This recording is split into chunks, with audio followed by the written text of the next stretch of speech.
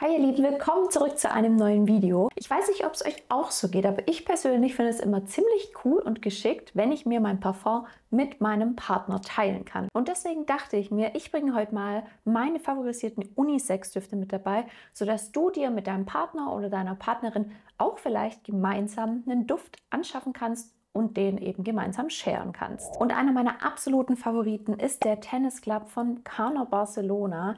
Ich finde sowieso die Marke sehr schön. Die haben wirklich richtig coole Düfte. Und ich finde, der Tennis Club ist wirklich ein richtig guter Unisex-Duft, der übrigens jetzt auch in die warme Jahreszeit, die da bald kommen soll, sehr, sehr, sehr gut passt. Oh, das ist so schön. Zitrisch, frisch, aber auch leicht bitter am Anfang. Denn wir haben hier neben Bergamotte auch Petitgrain, was eben sowas leicht Bitteres, Saures mit reingibt und eben eine Blutorange. Das heißt, der Start ist wirklich sehr erfrischend, sehr frisch, zitrisch, saftig. Das ist ganz arg toll. Aber man bekommt im ersten Riechen irgendwie auch so eine leicht grüne Note mit rein, die aber immer frisch unterlegt bleibt. Also das wird kein richtig krass grüner Duft, aber es ist leicht grün, zitrisch, ein bisschen herb, bitter, ganz toll erfrischend. Der hat maritime Noten mit drin, der bleibt eben frisch, der hat einen Solarakkord. Ja, dieser Duft, das ist wirklich gute Laune pur. Also wenn ich den rieche, bekomme ich einfach wirklich schöne Sommer-Vibes, schöne Wohlfühl-Vibes. Ein absoluter Alltagsduft, super unisex zu tragen. Der erfrischt einen richtig, wenn man den aufträgt. Der versprüht eben einfach gute Laune. Und ich freue mich richtig, wenn ich den wieder tragen kann. Von der Sillage her ist der nicht übertrieben. Der ist wirklich in einem guten Mittelfeld. Und von der Haltbarkeit her würde ich sagen ebenso. Aber ich muss auch sagen, bei dem Tennis Club freue ich mich immer, wenn ich nachsprühen darf, weil das ist eben dieser frische Kick, der dann kommt. Kann ich euch wirklich nur empfehlen. Wood Whisper von Augent geht an eine komplett andere Richtung, aber auch der ist einfach ein richtig guter Unisex-Duft, wie ich finde. Cremigkeit im ersten Riechen, wir haben blumige Noten, wir haben was leicht fruchtig Süßes. Das wird ein schöner, cremiger Wohlfühlduft. Wir haben hier auch Sandelholz mit drinnen. Wir haben im Verlauf Moschus und Vanille, die da auf jeden Fall auch mit reinkommen. Das heißt, von der Textur her wird der Wood Whisper auf jeden Fall cremiger.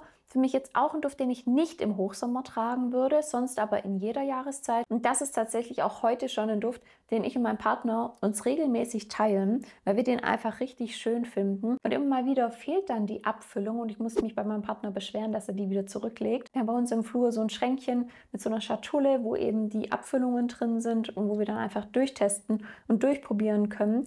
Und der Wood Whisper darf da definitiv nicht fehlen. Ich finde, der Wood Whisper ist am Anfang kurz relativ süß, wenn man den das erste Mal riecht. Und man könnte meinen, boah, das könnte zu intensiv sein. Ich finde aber, das entwickelt sich in so eine cremige, fast schon ein bisschen saubere Richtung. Und der wird wirklich sehr angenehm zu tragen und legt sich ganz toll auf die Haut. Ist für mich so ein Wohlfühlduft, auch für mich ein absoluter Alltagsduft, der von der Sillage her sehr gut ist und Haltbarkeit ist bei dem Augent-Duft auf jeden Fall einsame Spitze. Red Wine Brown Sugar von Boho Boku ist ein Newcomer bei uns im Sortiment. Ich wollte ihn trotzdem mitnehmen, weil ich finde, das ist wirklich ein sehr besonderer Duft und vielleicht eben perfekt geeignet für alle Weinliebhaber und Weinliebhaberinnen da draußen, die den nicht nur trinken wollen, sondern gerne auch danach fein duften wollen.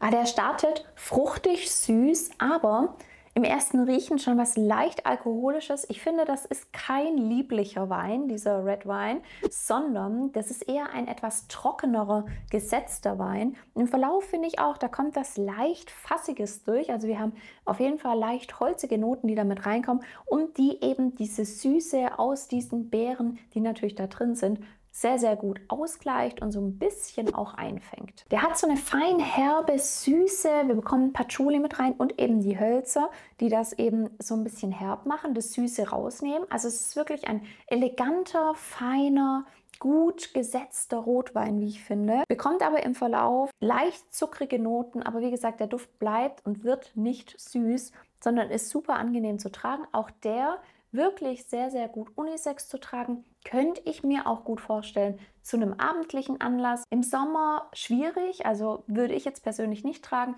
Ansonsten würde ich aber gar keine Einschränkungen sehen. Also wer eher auf so einen fruchtig, würzigen, herben Duft steht, für den könnte der Red Wine Brown Sugar wirklich was sein. Und Sillage und Haltbarkeit von dem Duft sind auch wirklich gut, sodass man von dem Duft auch was wahrnimmt. Einer meiner absoluten Favoriten ist und bleibt auf jeden Fall der Paragon von Initio. Ich finde, das ist so ein schöner Unisex-Duft und jedes Mal, wenn ich den rieche, freue ich mich drüber und ich freue mich jetzt auch, den wirklich wieder zu tragen. Ich finde, der passt wirklich sehr gut jetzt auch in den Frühling rein, der kommt. Der wird definitiv in das Kästchen bei uns im Flur wieder einziehen, weil ich finde einfach den Paragon einsame Spitze. Das ist so ein schöner, heller Start in einer Kombination aus Salbei, Lavendel und einer ganz fein spritzigen Bergamotte. Man riecht im ersten Riechen schon, dass dieser Duft was leicht Meditatives hat, was auf jeden Fall hell ist, aber dass der auch im Verlauf cremig wird. Das ist für mich ein absoluter Wohlfühlduft. Das ist so schön zu riechen. Der ist nicht penetrant, der ist so schön harmonisch aufeinander abgestimmt. Dann kommt im Verlauf eben ein wunderschönes Palo Santo mit raus in Kombination mit was leicht Fruchtigem, eben aus der Pflaume. Das ist einfach so raffiniert komponiert. Und dieser Duft, das ist wirklich so ein All-Time-Favorite von mir. Ein Duft, den ich überall hintrage, immer dann, wenn ich mich einfach gut fühlen möchte. Ich habe für diesen Duft schon so viele Komplimente bekommen. Übrigens hier für den Wood Whisper auch. Das ist auch so ein cremiger Wohlfühlduft. Aber der Palo Santo ist einfach noch ein bisschen heller, ein bisschen freundlicher, aber bekommt auf jeden Fall auch eine cremige Textur im Verlauf. Was in dem Duft ganz spannend ist, ist, dass er, obwohl er eben so einen hellen Touch hat, vor allem eben in den ersten Minuten, wo man ihn riecht, hat er so eine leicht dunkle Basis eben mit einer fruchtig süßen, dunklen Pflaume und eben auch Hölzern, die da mit drin sind. Ich finde aber trotzdem, dass sich da die Waage zwischen diesen hellen Duftkomponenten und dieser doch leicht dunkleren, vollmundigeren Basis einfach so harmonisch zusammenkomponiert, dass es wirklich für mich ein absolutes Meisterwerk ist. Von der Haltbarkeit ist er wirklich auch Bombe und von der Sillage sehr angenehm und damit eben auch fürs Office oder auch für den Alltag geeignet. Nothing But Sea and Sky von Inuit Nomad ist ehrlicherweise bei mir so eine Weile unterm Radar geflogen. Ich finde aber, das ist auch ein richtig guter Allrounder-Duft und eben auch sehr gut unisex zu tragen, sodass das auf jeden Fall auch ein Tipp von mir ist.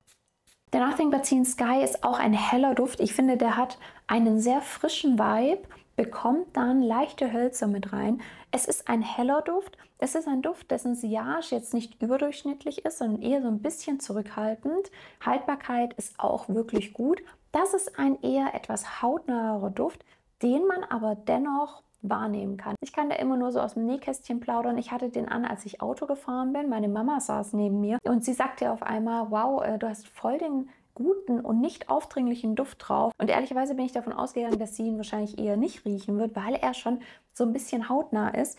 Aber das zeigt eben, dass solche Düfte dennoch eben vom Umfeld wahrgenommen wird. Die haben natürlich nicht die krasse Projektion, aber dieser Duft auch definitiv ein Duft, mit dem man sich wohlfühlt und der eben auch durch diese holzige und moschuslastige Basis so einen cremigen Touch bekommt. Ich finde, er bekommt durch dieses Sandelholz und eben durch die Moschusbasis auch einen ganz leicht süßen Unterton, der aber nicht zu penetrant ist. Ich kann dir hier wirklich nur den Tipp geben, den Nothing But Sea and Sky musst du auf der Haut probieren. Ich finde, das ist so ein Duft, der sich auch individuell entwickelt auf der Haut, wie jeder, aber ich finde gerade bei so einem leichten Sandelholz-Moschusduft ist das doch sehr individuell. Und hier auf dem Duftstreifen denkt man, boah, da bleibt ja gar nichts irgendwie nach 5 Minuten. Das täuscht aber, weil der hat auf der Haut einfach eine komplett andere Haltbarkeit. Von dem her der Nothing But Sea and Sky für mich so ein bisschen ein hautnaher Duft, ein Duft, der kein klassisches Parfüm ist, sondern die Haut einfach so ein bisschen besser duften lässt. Deswegen ist der Duft aber nicht minder schön und auch absolut unisex-tauglich. Und wenn du jetzt sagst, hey, ich bin auch immer auf der Suche nach Unisex-Düften und hier ist einer dabei, der dich interessiert, dann kannst du einen in 8 ml gewinnen. Dafür einfach den Channel abonnieren, like das Video und schreib mir in die Kommentare, welchen von diesen wundervollen Unisex-Düften du probieren möchtest. Und ich freue mich, wenn du beim nächsten Video wieder mit dabei bist. Bis dahin alles Liebe. Ciao.